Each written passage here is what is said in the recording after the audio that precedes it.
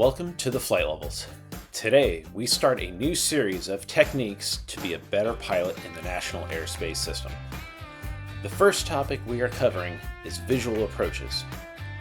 While visual approaches are very commonly used, there are some aspects most pilots don't know about.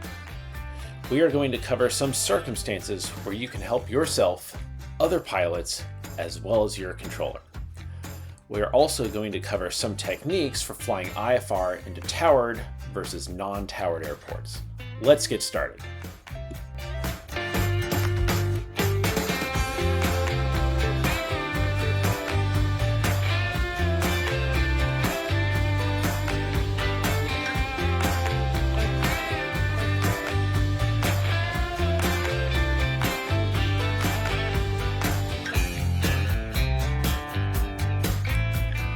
There are two main things controllers separate aircraft from: terrain and other aircraft. Radar controllers are always responsible for traffic separation between IFR aircraft.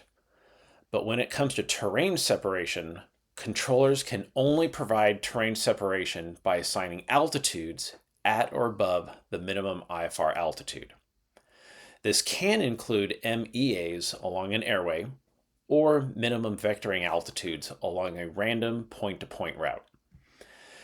Anytime a pilot climbs or descends below these minimum altitudes, the terrain separation responsibility shifts to the pilot. An option for pilots descending to an airport is to use published instrument approach procedures. But on a visual approach, the only thing separating a pilot from the rocks is their eyes and any onboard terrain advisory systems. There is also no guidance as to how far above said rocks pilots need to be during a visual approach. You might say, wait a minute, what about FAR 91.119, which covers minimum safe altitudes? That does not apply, as it begins with except when necessary for takeoff or landing.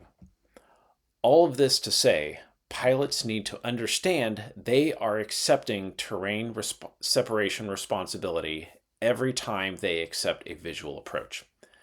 This responsibility also applies to contact approaches and cruise clearances, but we'll save those for another day.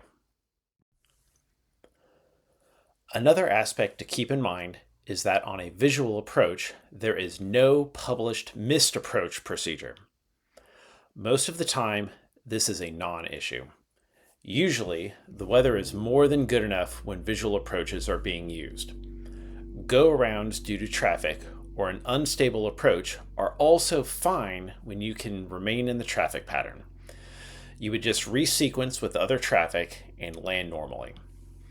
Though, just because the reported weather at an airport is at the required 3 miles visibility and 1,000 feet of ceiling, conditions may still be less than ideal for a visual approach.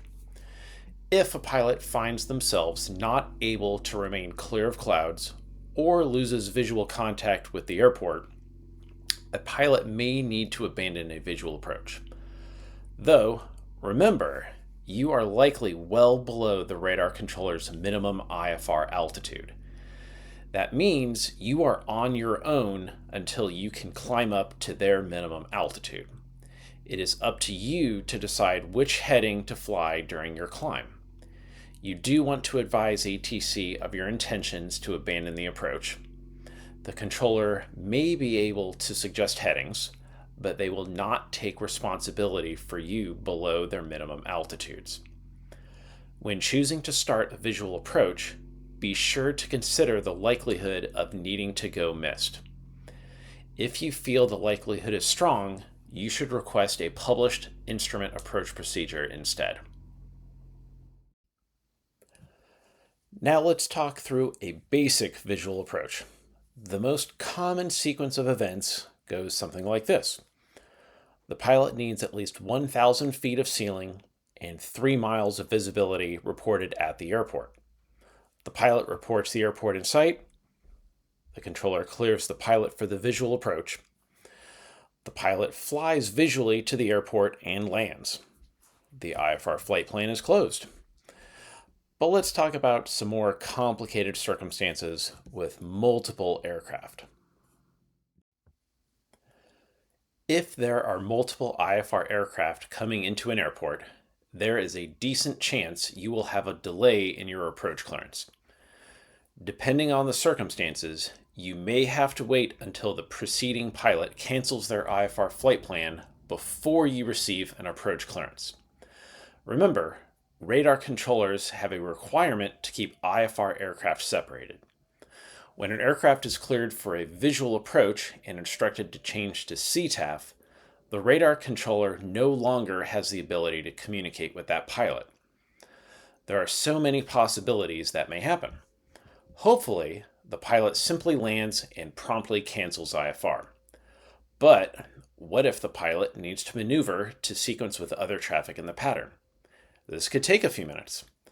What if the pilot needs to execute a go-around because of an unstable approach? No matter what, the controller needs to ensure a buffer behind this aircraft and the next one.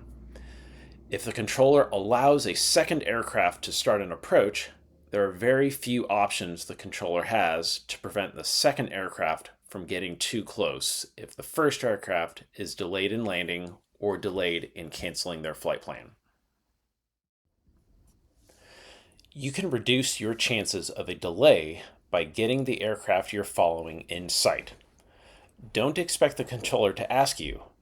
Be assertive and tell the controller you have the Learjet or whatever type aircraft in sight. You could even really drop a hint and say, and we can maintain visual separation. You want to lay this out on a silver platter because now the controller can clear both you and the Learjet for the visual approach at the same time. If the controller instructs you to follow that traffic and clears you for the visual approach, the separation between you and that traffic is all up to you. This technique relieves the controller of any requirement to separate you from the traffic you are following. There is no distance requirement other than your own judgment. As another bonus, you don't even need to have the airport in sight to do this. You just need the aircraft in front of you in sight. So here's the sequence of events. Aircraft number 1 gets the airport in sight. Controller clears aircraft number 1 for the visual approach. You report aircraft number 1 in sight. Controller instructs you to follow the aircraft, cleared visual approach. Aircraft number 1 lands and cancels IFR. Then you land and cancel IFR. Another tool you may have available to reduce delays is to fly IFR into airports with a control tower, where at non-towered airports, it is usually one aircraft at a time on an approach. At towered airports, you can have multiple aircraft on an approach at the same time. There still needs to be enough lateral spacing, but this is far and away faster than having to get delay vectors or holding until the first aircraft cancels IFR. The next advantage airports with a tower have is automatic cancellation of IFR. One less thing for pilots to worry about. We haven't talked much about delays due to sequencing IFR arrivals with IFR departures. But tower controllers at some locations can apply their own visual separation between arrivals and departures, further reducing delays. It's actually a really fun phraseology for the radar controller to say. Here's an example. Let's say November 456 is on the visual approach to runway 25. Then FlexJet 304 requests an IFR departure. The radar controller could tell the tower controller, visual separation approved between November 456 and FlexJet 304. FlexJet 304, release your discretion. The tower controller then takes responsibility for separation between the two aircraft and makes a decision whether there is adequate spacing for the departing aircraft to safely take off before the arrival. Though, depending on specifically what airport we're talking about, These advantages could be wiped out because of the volume of traffic flying into or out of an airport. A non-towered airport with very little IFR traffic will not likely have any delays despite the operational limitations of IFR clearances in and out of the airport. There will be some differences depending on if your destination has a control tower or not. At airports without a control tower, the radar controller will simply clear you for the visual approach to the airport. They will never assign you a runway because runway selection is always your discretion at a non-towered airport. At a non-towered airport, you will also need to sequence yourself with any VFR traffic at the airport over the CTAF frequency. Remember, ATC is only separating you from other IFR traffic. You do not have any special priority over other VFR traffic. I highly recommend following the guidance contained in FAA Advisory Circular 90-66 Charlie regarding practices at non-towered airports. Once you safely land at a non-towered airport, you want to expeditiously cancel your IFR flight plan. Like we talked about before, there may be aircraft waiting for you to cancel so they can get an approach clearance. Let's go through some options that you may or may not already be aware of. Okay, so best case scenario, the radar controller has a transmitter near the airport that you can reach them on the same frequency. If so, switch back to that frequency to cancel IFR. Then switch back to monitor CTAF as you taxi. In the absence of an ATC transmitter nearby, most pilots think the next option is to call 1-800-WX-BRIEF to cancel IFR. Making that phone call is incredibly slow. If you could overhear other pilots inbound to your airport, they are going to still be on the last controller's frequency. You can relay to ATC through them. Just say, relay to Salt Lake Center, November 123 on the ground at the airport, cancel IFR. Remain on that frequency to hear them relay to the controller. Most pilots will directly respond to you that ATC got the message. They will also be appreciative of this method as ATC can now clear them for their approach. If no other pilots are available for a relay, I would then look in the chart supplement for a phone number directly to the radar facility. This number will connect you with a person called a flight data specialist who will very quickly inform the controller of your IFR cancellation. If you haven't caught on yet, I highly discourage the use of 1-800-WX-BRIEF for canceling IFR. While it is an option, it is incredibly slow. As a controller, it is very frustrating when you have multiple aircraft being delayed for an approach because a pilot is lollygagging to cancel their IFR flight plan.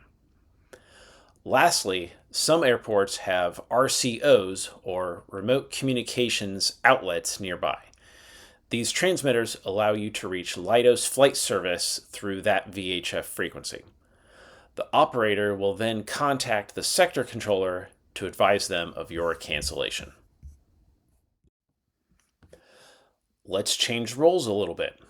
Let's say you are the pilot who is number 2 for the approach and are being delayed. There are some things you can do to take an active role to get an approach clearance sooner. As we've covered, if visual approaches are an option, you can report the preceding aircraft in sight. If visual approaches are not an option, monitor CTAF on a second radio to listen for the preceding aircraft to have landed. If you think they have landed without canceling, see if you can raise them on the CTAF frequency and get a verbal confirmation they have landed. You can then relay to the radar controller on their behalf. So what are the main takeaways from this video? When approaching your destination under IFR, don't wait for the controller to ask you if you have the airport in sight. Tell them as soon as you do. If you are listening on the frequency closely and can figure out what aircraft you're following and get them in sight, tell the controller. You want to help your controller check the boxes needed to get you on a visual approach. And lastly, I hope you found it interesting learning some of the details regarding landing at towered airports versus non-towered airports under IFR.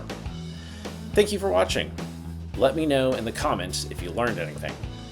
Share this with any of your friends who may also want to learn techniques to be a better pilot in the National Airspace System.